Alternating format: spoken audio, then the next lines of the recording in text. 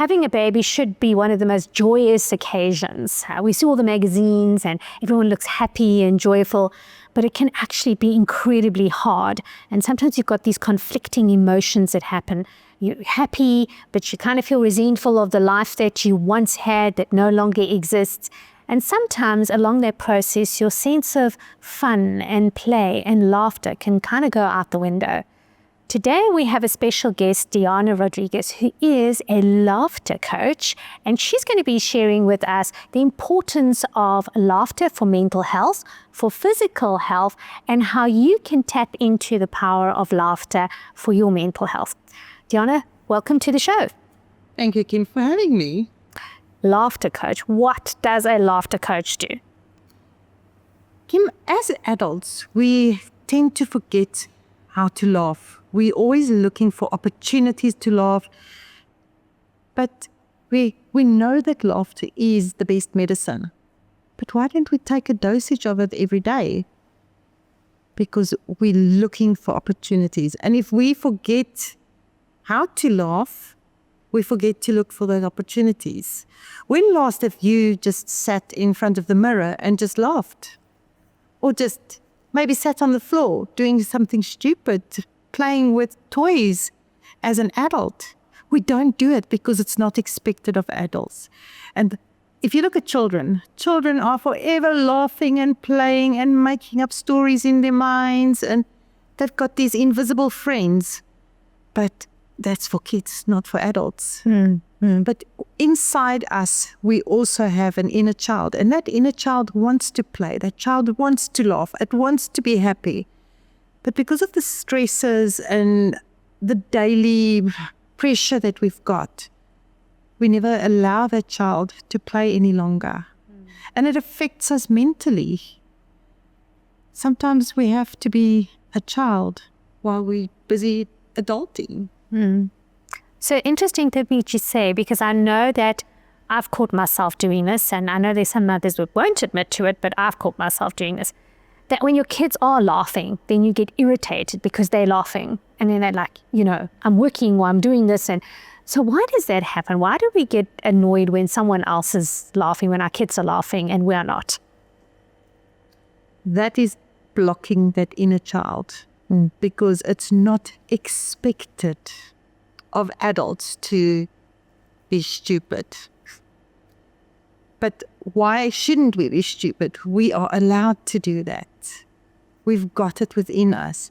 We're so stressed that we rather hold on to the stress, and now we hear the kids laughing, and it's like, well, stress is getting worse. But if we just bring a smile to our face and embrace the laughter that we hear in the background, it relaxes our whole body. Instead of getting upset with it, join in with the laughter and feel what a difference it makes. And laughter is just a relaxing, energizing task that you can add to your to-do list every day. Okay, so for the mom or the dad that's sitting there, they've got a lot of stress and they're like, how do you even start to laugh? I know it sounds absurd because it's built into us, but when you've reached that stress level where you actually have to break that cycle and introduce play into your life, share with us a little technique that you would use if you were having a laughter coach session. I will do that, absolutely. At first it's going to be very uncomfortable to do it because we're not used to it. We save our laughter for when we get together with friends and family and stuff.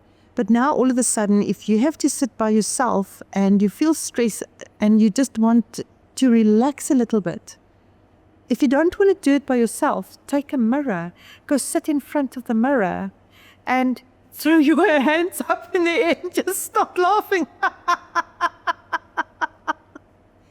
And that will just relax you so much more. Yes, like I say, it will feel uncomfortable. People might think I'm crazy, but it's okay. Do it. Just and bring that laughter out from the bottom of your belly. Don't just laugh from your throat. Although fake laughter also helps, and it also brings healing, and it also relaxes you. But when you bring it out from the bottom of your stomach, It just relaxes the whole body in such a way. Once you've done that, you feel so much more relaxed. So you've just said fake laughter. So how does fake laughter work? Why does it work on the body if you're laughing but you're just pretending to laugh? Because it's the signs that you send up to your mind, and your mind doesn't distinguish between fake and real. So if you just do a fake laugh, your body takes in that you're laughing. Your mind takes up, oh, that's like laughter. So it affects the body as well. Because sometimes we don't feel like laughing and we don't want to do it. But it is a necessity to laugh on a regular basis. And for a couple, so what often happens is when people have got postpartum depression, the wife withdraws, the husband sees that there's a withdrawal, he doesn't understand how to fix that particular problem. There is lack of intimacy, and they're not playing and having fun together, so they're not formulating good, positive memories together. And the husband feels very disassociated from the wife. And that can cause a lot of relationship strain. How would couples be able to introduce laughter into their relationship? I've got a little game that I play with people. It is positive quotes by Brian Tracy. Yes. So I've got them printed on little cards. And all you do is hand out a little card to your partner. But what you do is you read the positive quote, and you end it off by in the bedroom. So Diana is going to share this game with us, which I really encourage you to try. It's specifically for couples. So Diana, tell us exactly how this works and how it's going to introduce a little bit more fun. Okay, so on these cards, I've got positive sayings and quotes by Brian Tracy. So just take one, please. And I'm going to take one. So what we're going to do is read it out loud. But once you've finished reading it, you end it off by saying, in the bedroom. In the bedroom. Okay, good. So mine says, act the part, walk the talk, exactly as if you're already the person you want to be in the bedroom. Okay, let me tell you what mine says. Your success will be largely determined by your ability to concentrate single-mindedly on one thing at a time in the bedroom. That is just a little game, and it brings out so much fun because being adults, if you add those little words in the bedroom behind or after the saying, it just flips the mind over, and you can't help but smile about it. Because some of the quotes are, we can think about that as adults. And what I love about it is, as we are thinking about being parents is not just feeding the children and giving them education. It's actually giving them life skills that are really going to help them. So if you are not modeling fun in your life, the chances are that your children are not going to know how to have fun as well. So when we sit around the dinner table in the evenings and we've got this habit of saying, what about 3 wins? What are the things we're grateful for? What are the affirmations? I sometimes call my husband the sexy Santa because he's got a white beard now, white hair. And I'm like, if Santa decided to be on a dating app and he really zhuzhed himself up, he'd probably look like my husband. So when I say he's the sexy Santa, my daughter says, Mom, don't say that. And then I'm like, you know what? There are lots of kids who would love it if their parents showed that they loved each other and they still found each other attractive. And I think that laughter is one of those things. So while people are struggling with their mental health, remembering to inject laughter and fun into the family is really important. It is absolutely important because, like you say, if they're not used to it, they can also not take it further. A life without laughter, it's dull, it's boring. Bring out the laughter, bring back the happiness in this world. And I know with the ladies that are going through the postpartum, they don't want to laugh around their babies because it might wake the baby up when the baby is sleeping. But I've got an exercise for them as well. And they can laugh and feel better without making a noise. And this one is called silent laughter. And it just goes.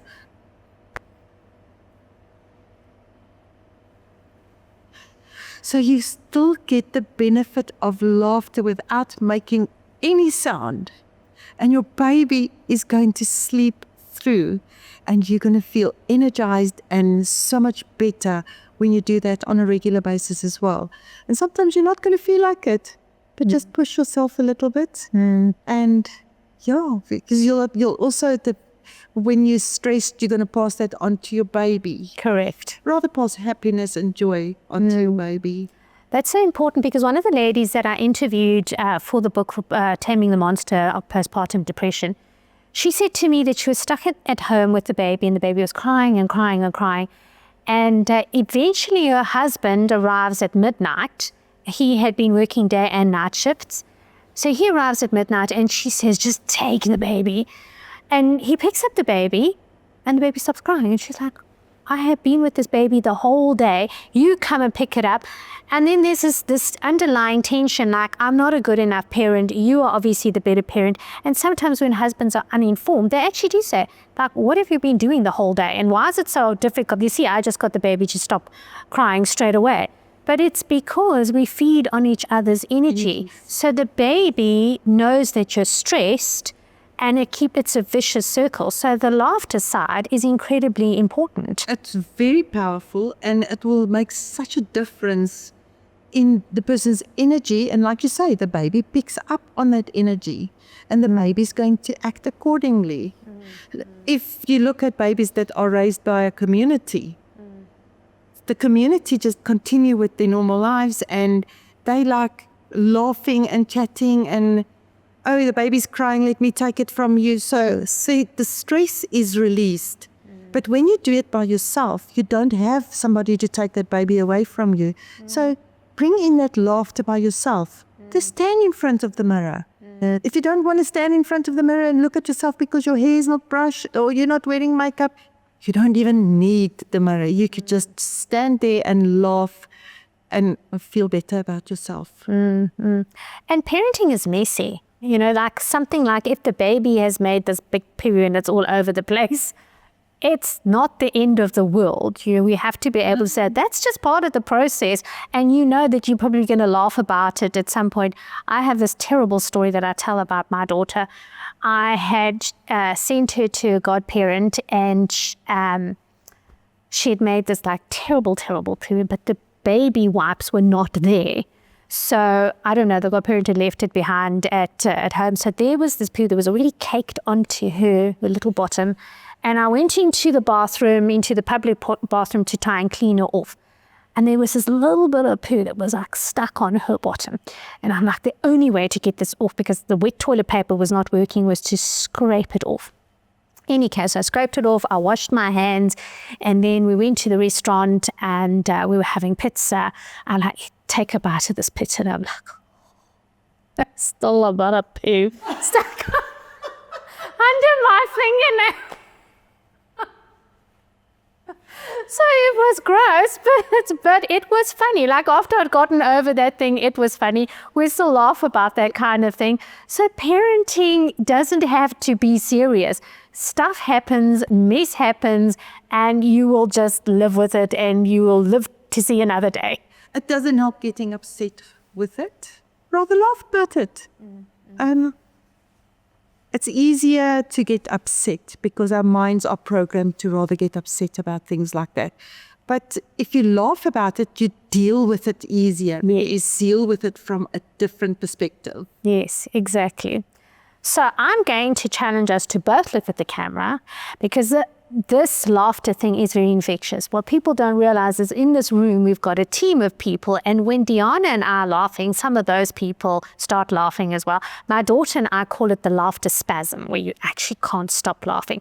So we are going to laugh to the camera. And I would like to ask, if you laughed while you were watching this, please put it in the comment section. So let's give it a go.